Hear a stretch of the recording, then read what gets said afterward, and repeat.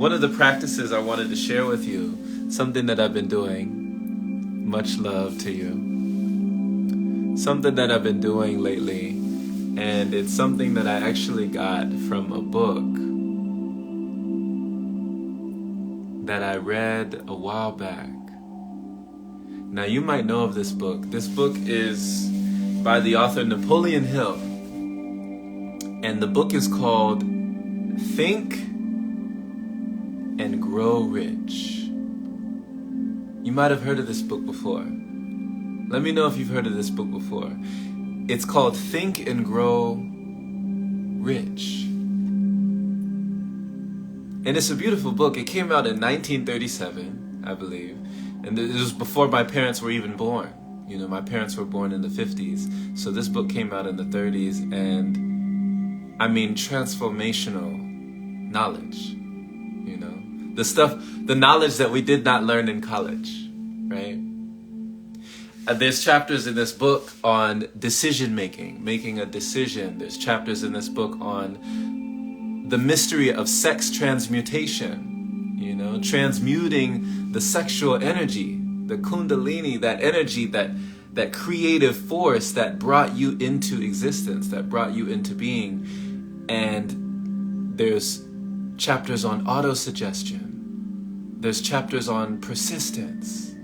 There's chapters on so many different things that would allow someone to witness their own greatness, right?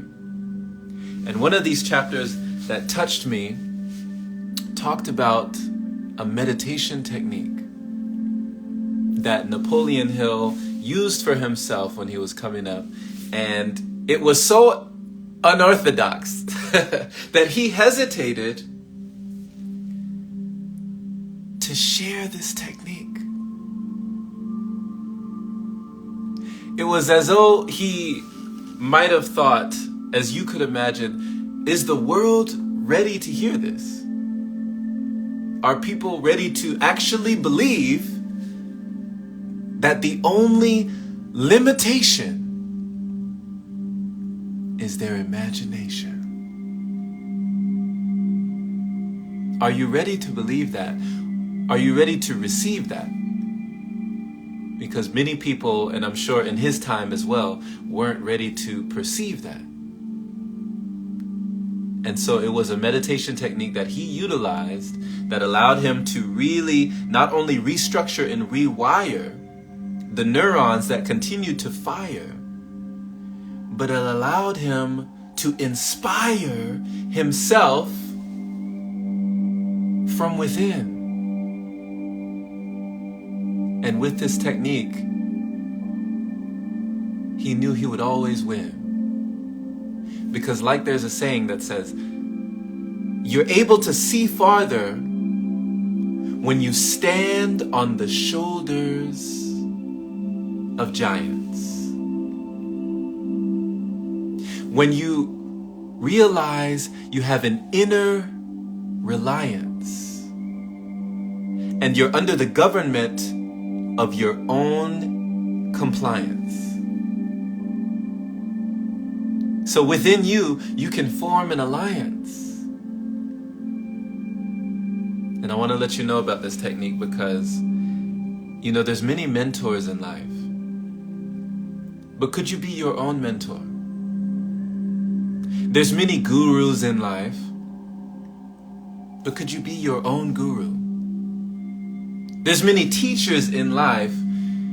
But what are the ways you could teach yourself? What are the ways you could reach yourself if you only knew how? Realizing the only moment that we actually have is now. So the technique is called the Invisible Counselor's Technique. And you can look this up. There's plenty of videos on YouTube talking about this technique. The Invisible Counselor's Technique. And he was hesitant to share this because he knew that people would not understand the power that is always at hand and how the world could adhere to your demands when you realize deep down and know that you can. You're always in divine plan. So he would meditate. He would go into meditation. He would go into relaxation, and he would talk to himself. Now I realize we look down upon and sometimes frown upon people who talk to themselves, right? When they're not surrounded by anyone else, they don't have any AirPods, they don't have any earphones, they're alone. But they're talking with themselves. Now he would do this from within. And it was a beautiful place to begin, because he would actually imagine, with his imagination, he would conjure up a visualization of a boardroom, a council meeting where he was greeting other leaders, prominent people throughout history, and they could be alive or they could have passed on. And deep in his meditation, deep in his inner calm, with all of life's going on, he was able to become even more strong with his conviction and strong in his perception. Even if his conjurings weren't coming from recollection, even if they were coming and springing forth out of nothing, they brought him everything that he needed. And this is actually how he succeeded. He did something so nourishing, he never needed to be depleted. He never needed to feel defeated, because he already had the leaders. So what he would do is, he would imagine being in a boardroom, a council meeting with people like Abraham Lincoln, Benjamin Franklin, Alexander the Great, Napoleon, right? Napoleon Bonaparte, or, Julius Caesar, or, George Washington, or, whoever you can think of. And he would imagine these people, alive or dead, right? Living or transitioned. And they would speak to him in his mind. Now, I'm sure you might be chuckling to yourself, as many people chuckle to themselves like, oh, you're crazy, right? Oh, you've lost it. You've gone mad. You're crazy. You've got a few screws loose. You're talking to yourself now? Is this what we're doing? Right? And Napoleon Hill is like, yes. This is exactly what we're doing. Only we're not doing it alone. So this is a technique that you can actually try at home. What's interesting is that as he spoke within his mind to the people of the time and in past times, he began to find that he was even more inclined to receive more direction from his inner knowing. And his meeting of council members continued and kept growing, right? He finally knew where he was supposed to be going, because he had all these voices guiding him, letting him know you can do it, encouraging, enthusing, empowering, enlightening with wisdom. A super consciousness, a super intelligence he was able to tap in from within. Now, people probably thought he was crazy, right? This was way beyond his time, right? This was way beyond his years. So people probably had fears of the unknown, not going into that zone. They wanted to stay in their comfort zone, not going into their discovery zone, not using their imagination. But this was his emancipation, right? This was a part of his salvation, to be able to understand that he could talk to these people and they didn't have to be in his immediate vicinity because they resided in his inner vision, gifting him with a divine mission. Helen Keller once said, "It is better to be born blind than to have sight but no vision." And I realized that this was something that I didn't know that I could cultivate. It only was when I was in Vipassana during a 10-day sit down where we would get down, right, on the meditation mat and we would sit there for hours. Hours. And just go deep into the mind. Spending all that time, 10 days, meditating for 10 hours a day. Can you imagine? You know, people talk about being bored. You don't know what boredom is until you have nothing to do, nowhere to go, no one to be, nothing to see, just sit. That's it. That was Vipassana. You sit and that's it. And it was almost, I think, about day 3 or 4 that I started to explore my mind and these invisible counselors appeared. And since that day, they have not disappeared. I've been using this technique. So I've been talking to people that I admire and revere and letting all of my fears disappear. Because what's interesting is, as he started to do this, what's funny is his personalities within his mind, they started over time to take on their own traits. And that's why this technique is one of the greats.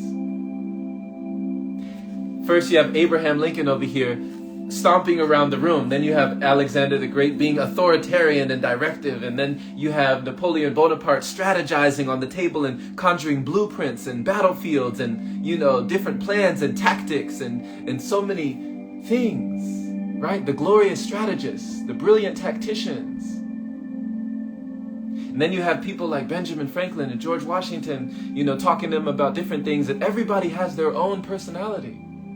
This started to happen to me when I was talking to people like Robert Greene, Wesley Virgin, Justin Perry from You Are Creators, you know, the Law of Attraction crew, people like Tyrone Magnus, people like Ralph Smart, right? People like Layla Hermosi, people like, shoot, I've even had, you know, my friends on here. I've even had some of you in here. I hope that doesn't sound weird, you know? But I've had council members of my own, a crew where I could call home in my mind as I took the time to find more, to see what lies in store, to see the diamonds in you, and realize how it impacts and influences all that you do. So establish your own crew, your own elite.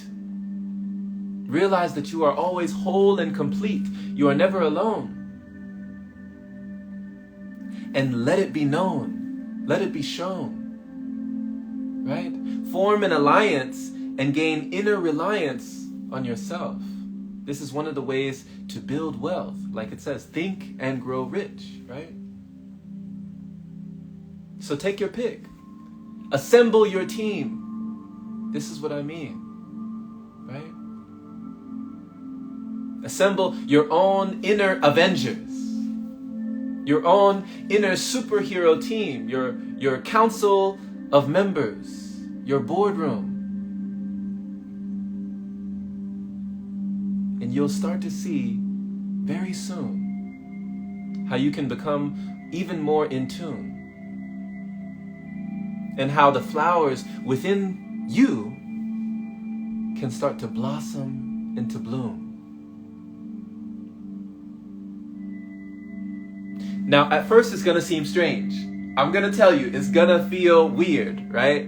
When you see all these people start to appear, but the more that you practice talking to these people in your mind, given the right amount of time, you will find and discover things you never thought you'd uncover.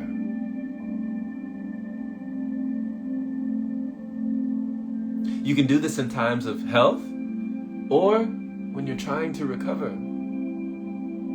When you're trying to get a grasp or get a hold, when you feel out of control.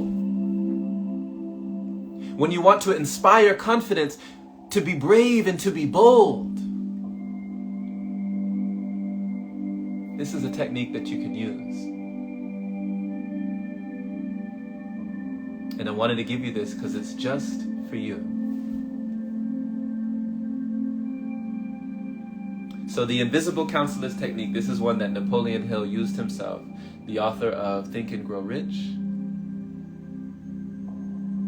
And I trust that you enjoy it. I trust that it finds you well. And thank you for listening. Don't allow people to think that you're crazy. You don't have to tell anyone. This could be your own secret, right? Your own private meeting from within. But it's just an interesting thing that we can start to develop when we allow ourselves to envelop our mind and see the signs that are always there, if only we are more aware.